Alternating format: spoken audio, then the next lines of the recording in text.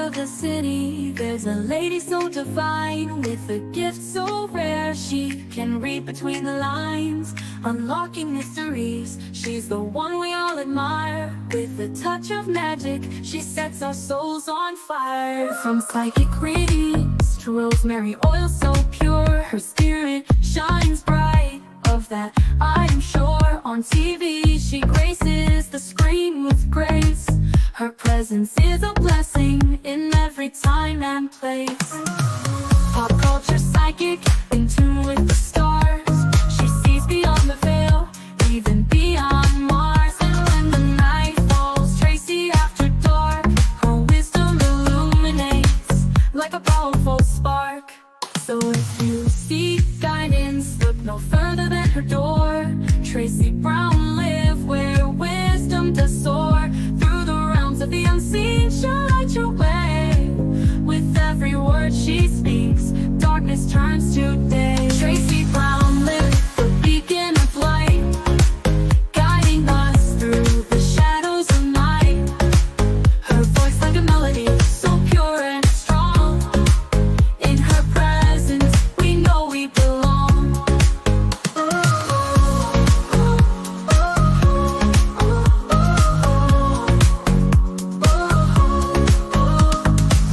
From psychic readings to rosemary oil so pure, her spirit shines bright. Of that I am sure. On TV, she graces the screen with grace. Her presence is a blessing in every time and place. Pop culture psychic, in tune with the stars. She sees beyond the veil, even beyond Mars. And when the night falls, Tracy after dark, her wisdom illuminates like a powerful spark. So if you seek guidance, look no further than her door.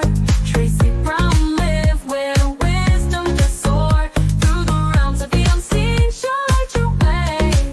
With every word she speaks, darkness turns to day. Tracy Brown live, the beacon of light, guiding us through the shadows of night. Her voice like a melody, so pure and strong. In her presence, we know we belong. Tracy Brown live, the beacon of light, guiding us through the shadows of night. Her voice like a melody, so pure and strong. In her presence, we know we belong.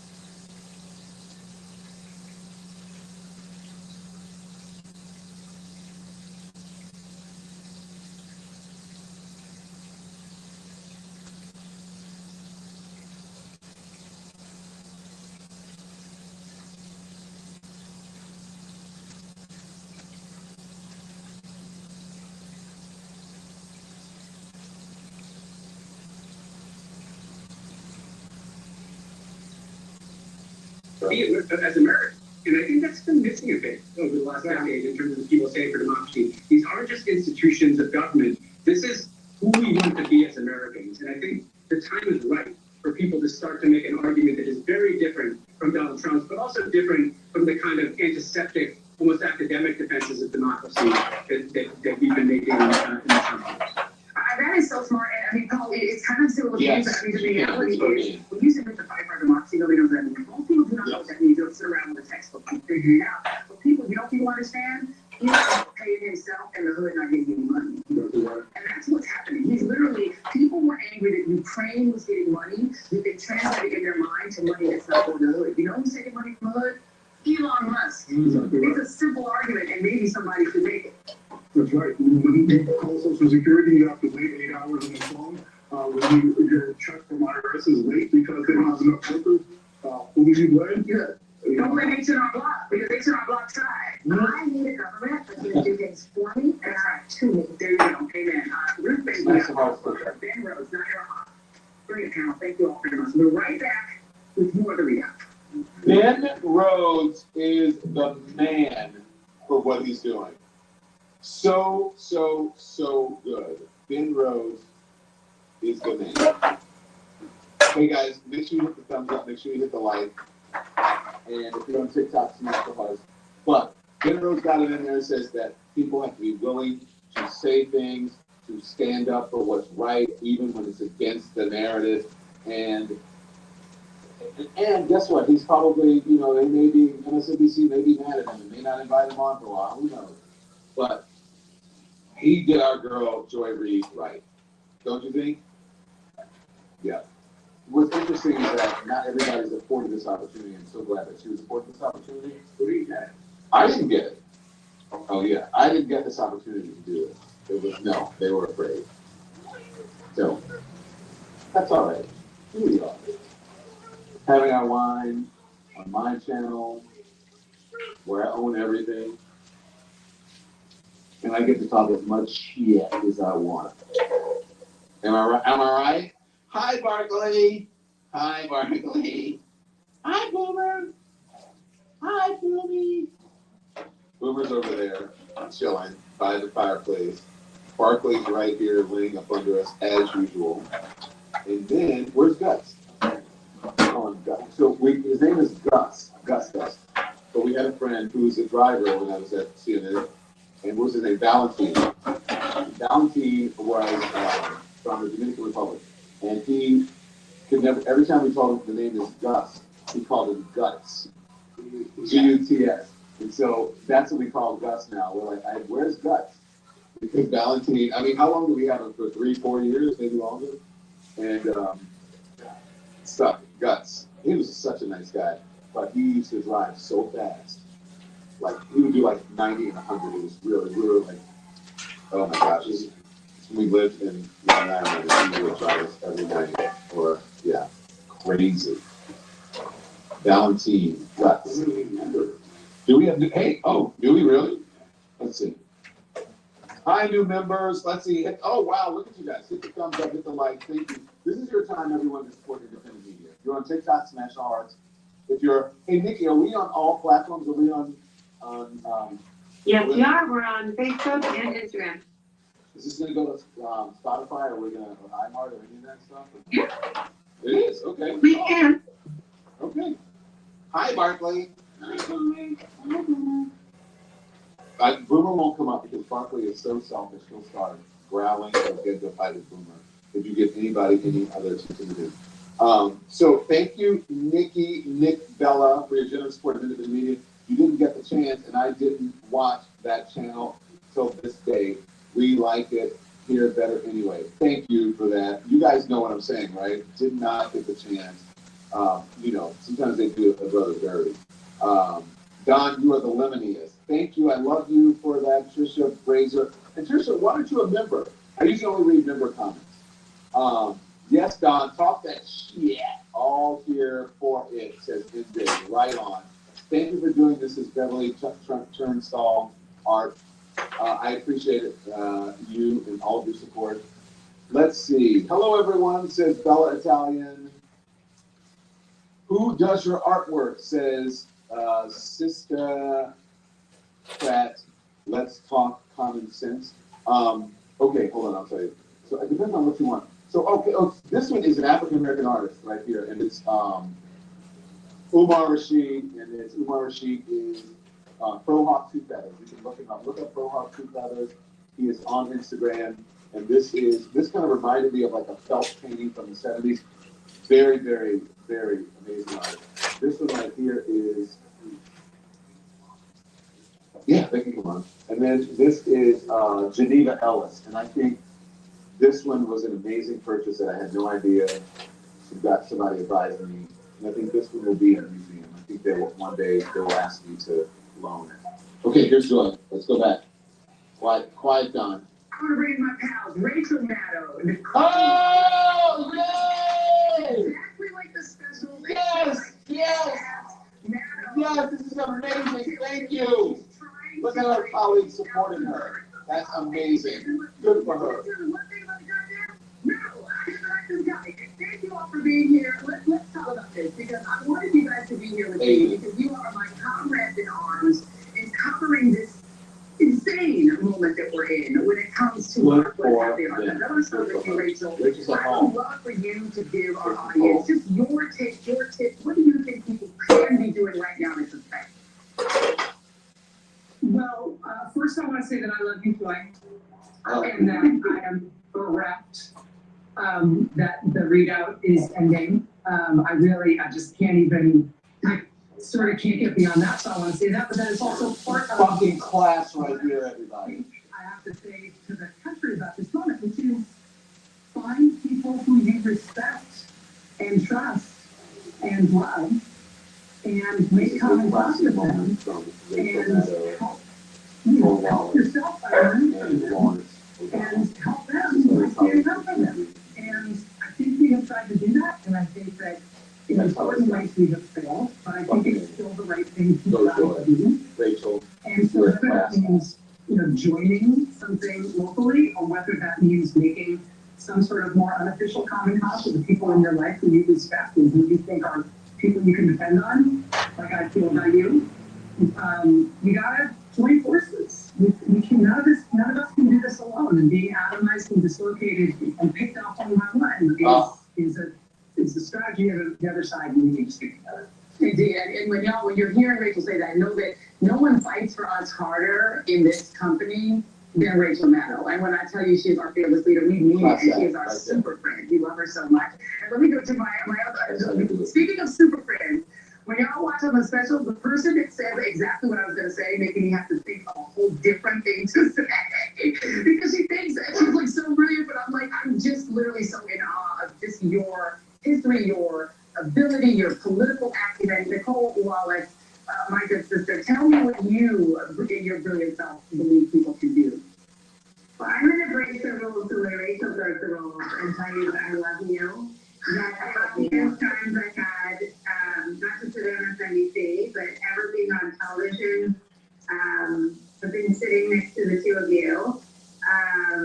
No offense, Lauren. We love having you guys here. The company did not sign off on this. They're doing this in their unsolicited, and that's how it should be done. They are not afraid. A lot of folks at TV are afraid. These people are not. Sustained me. I've been with both of you, and I am, it's like losing a limb, the thought of doing those nights without you. Your strength and your fearlessness is the answer to the question I think we're getting at with both of us. And I think that my reaction to the end of the readout and your departure is despair. And the only thing that chips away at that for me is that despair is the autocrat's tool. It's their most effective weapon. It costs nothing. It's easy to deploy. It's contagious. And then it puts in motion all the actions they want. Hopelessness, isolation. This helps them, I agree, and I think this was. So the only reason I will not wallow Just such a advice.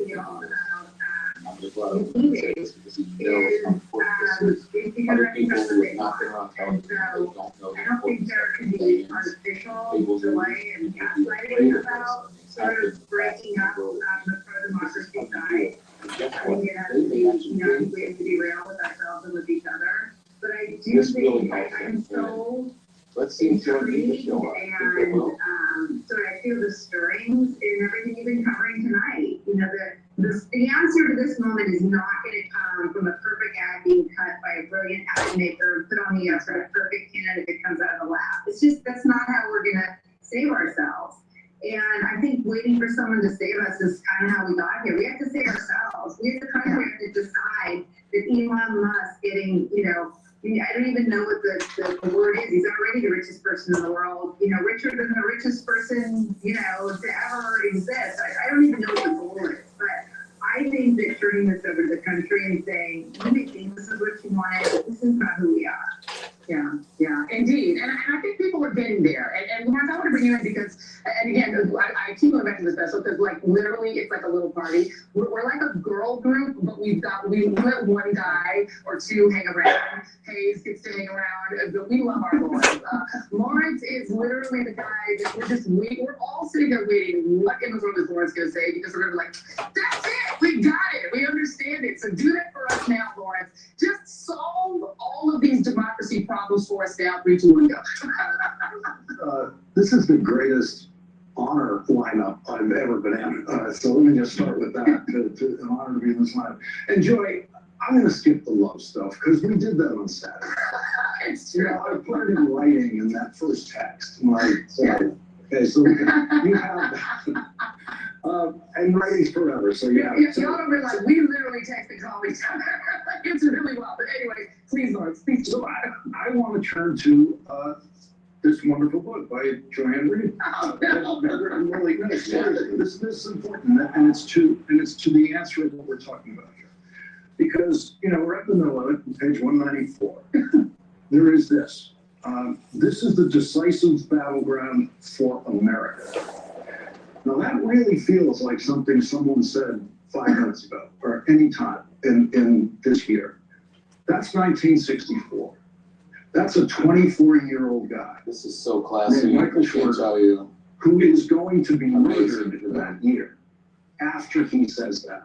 Because he has decided in 1964 that what he's going to do is leave the safety of his home in the North and go to Mississippi, the most dangerous place in America, and go down there as a civil rights worker, try to help people register to vote. That was his choice. There were other people who couldn't do that, people his age, who never leaving their neighborhoods or their towns in the North and elsewhere around the country, tried to fight the same fight, tried to do what they could do.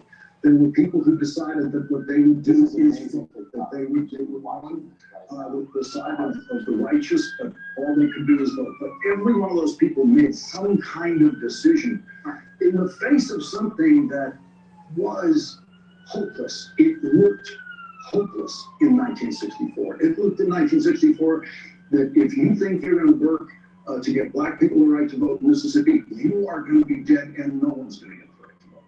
And in the end, he won. He won in death. He won from the grave. And that choice is there for everybody all the time. And there's another thing that comes to mind, Joy, and I'll shut up, and that is Walter Whitman, when he went to his 30th class, Harvard class university, which I know is a distant thing for you. Your Harvard class, your 30th reunion was in Harvard for a long time. Of course, they should. Whitman said to his Harvard class in 1940, you know, before the United States is into World War II, but World War II is underway, that they now had no choice. There was no choice. They couldn't take anything for granted. They had to join this fight against fascism. They had to join it because there was no way you could sit back and choose to do nothing. He didn't tell them what to do. He didn't say you should join the army or anything. He just said, you absolutely must now be committed with every bit of strength you have. Again, against something that seemed hopeless. I mean, Germany was just raging across Europe. And it looks like there was going to be a winner, and it was going to be Hitler. And so these dark hours have demanded things of people that they have risen to in the past. And there's no reason why people can't find their own spot. Michael Schwerner didn't join a political campaign. He didn't need a leader to tell him what to do. He just did it. He just got on that bus and he went to Mississippi. He just did it. And everyone can just do it. Yeah, amen. And Rachel, I mean, that is so powerful because, I like to steal good ideas and I give people credit for them, but you're the one who said history is here to help. I mean, it just actually is, and you and I are both obsessed with the 1920s and 30s. I'm very obsessed with it, but in the 20s, especially now, because it feels very resonant to today. But I think part of the thing of history is it kind of makes people feel dejected because we keep repeating it. And so I think the question is, what is the thing that puts a pin in history so that we don't? So I wonder how we use that history, that brilliant history we just heard from Lawrence, but not let that make us feel like, what's the point? Because we're just going to do it again. Well, it cuts both ways, right? Because the severity of what our predecessors have been up against in the past can be disheartening, because you can think, like, why does this stuff keep coming back? Why do we never defeat these things? But the other way to look at it is to think, wow, our predecessors have a lot to teach us about how to defeat these things, about how to defeat, one of the things that you and I have talked about a lot in the past year or two, Joy, is the way that we defeated the fascist movement here in the United States that wanted us not only not to join World War II, but if we were going to join on the side of the Nazis. This We is talked so, about, you and I, so especially good. around your book, Maker Norley, we talked about the strategy and the human strength that it took to build a movement to defeat segregationism. And that itself was a movement. That was a minority movement that was fascistic in nature and that absolutely succeeded in ruling whole parts of the country until it was defeated by an equal, by a larger and smarter movement that took it down. The people who went before us in this country, who have defeated forces that were a lot more impressive than what we're up against right now, have stories to tell us about what to do. And that's why you are interested in history. That's why we've all been covering so much history on all of our shows. It's not just because the bad guys recur, it's because the good guys who are never as famous as the That's right. guys. Amen. The good guys, they have stories to tell us about what to do. And we need to stay loud, we need to stay united, we need to protect the press, we need to protect the institutions that we've still got as they are under assault So right now. classy. But it starts with doing something. It starts with finding people who you believe in and who inspire you and who you love and trust. And that can be your colleagues at work, like we have. It can be your local indivisible group. It can be your local book club. It can be anything. But now is not the time to be alone and scrolling on your phone. Or complaining on posts on social media. Now is the time to try something in your life. Yeah, and Nicole, and this is one that is, I know it's particularly painful for you because part of it is also party capture. But the Democrats had party capture too. I mean, the Democrats were the wholly owned, property of the far right, KKK, fascists at one point too. And the Republicans also What do you guys think of this? Are you So watching this? talk a little bit about whether party capture is This so is far gone for Republicans that in your mind good. can't do it. And I feel like, I don't know. You tell me. What do you think? I think I met all of you as a Bush official, right? And You did. are, I've never heard of a Bush official. you're not just critics. but You don't have you are- her? Your Let's go in and see this relationship first. with our audience is She came on the as car in Albert as Hours. harsh critics of everything I worked as a part of. And so if you look at the two parties in their health and their constitution, one of them stretched so much that I'm a part of this conversation, that Liz Cheney was a part of Kamala Harris's campaign, that Adam Kinzinger spoke at the Democratic, that Danielle Sassoon stepped Lay's Justice Department and was embraced by Andrew Weiss. One party right now has space for Bush Cheney defenders, Federalist Society prosecutors, a Cheney, and every member and facet of the Democratic Party, traditionally from labor, every aspect of it. Do you want The some more other wine? one is literally a Bill Barr and an enemies list. And so I think it might Thank you. take a Someone says minute, I'm riveted but to I this don't think now. there's a single example in history where the party that's entire retribution strategy, I mean, Cash I Patel am list, too. none of You this just said ever that. Republicans on it, it has Trump Oh, cabinet members on it. Peggy Rogers, And so there's not an 76. example in history where that side prevails in the long run. And so I think about the health of the parties and sort of the health of the body politic. You should get the thumbs up, I guys. think a lot of I'm the getting more Democratic Party, and wine. it's I'm so getting important emotional. to This is so in good. every single way. One of it is its earnestness and its implicitness, and there's this twisted irony that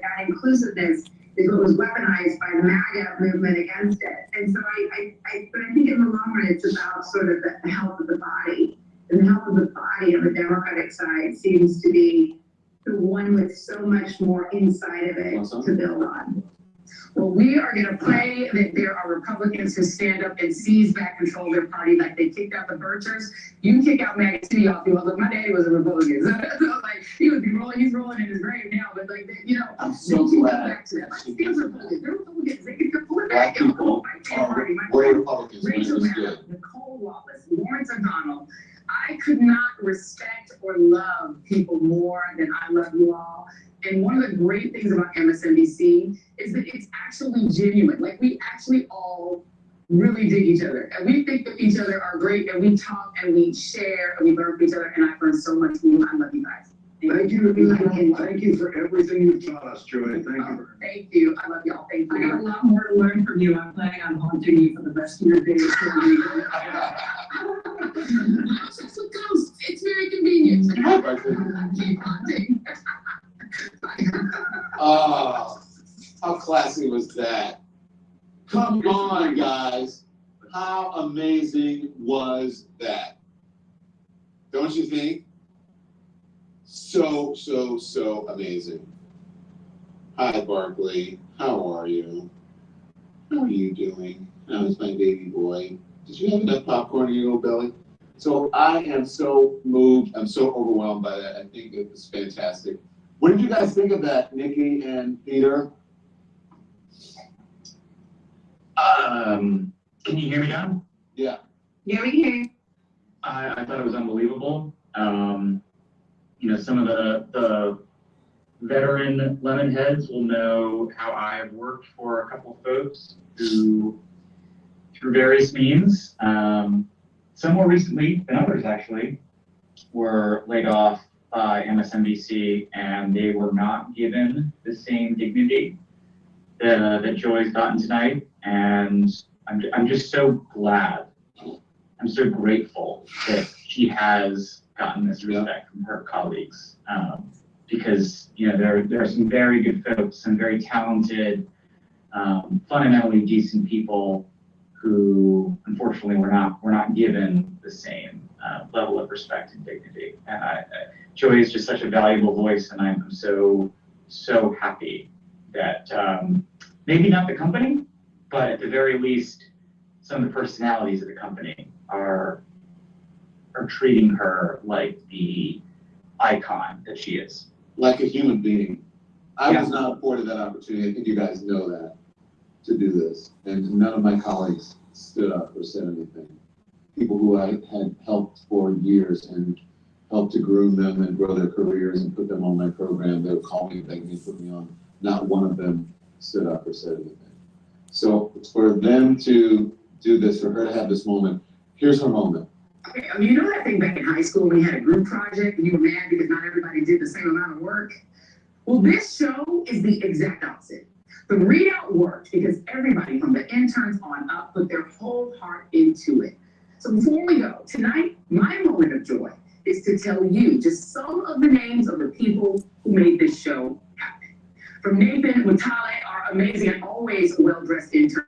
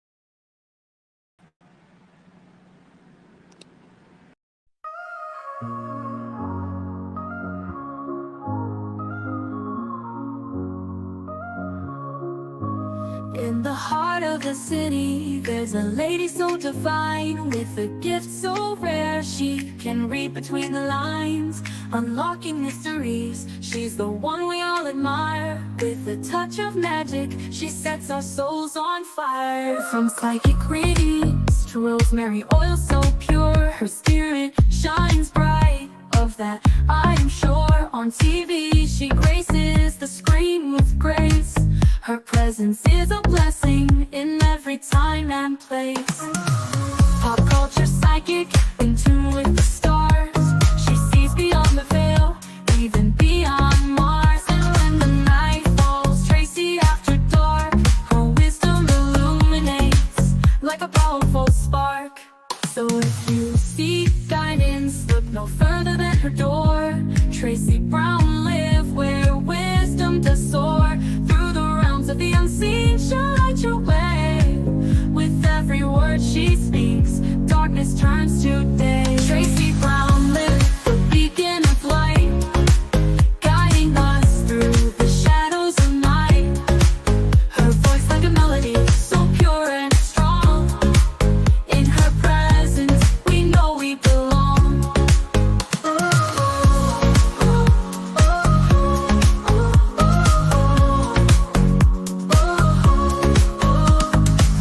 From psychic readings to rosemary oil so pure, her spirit shines bright.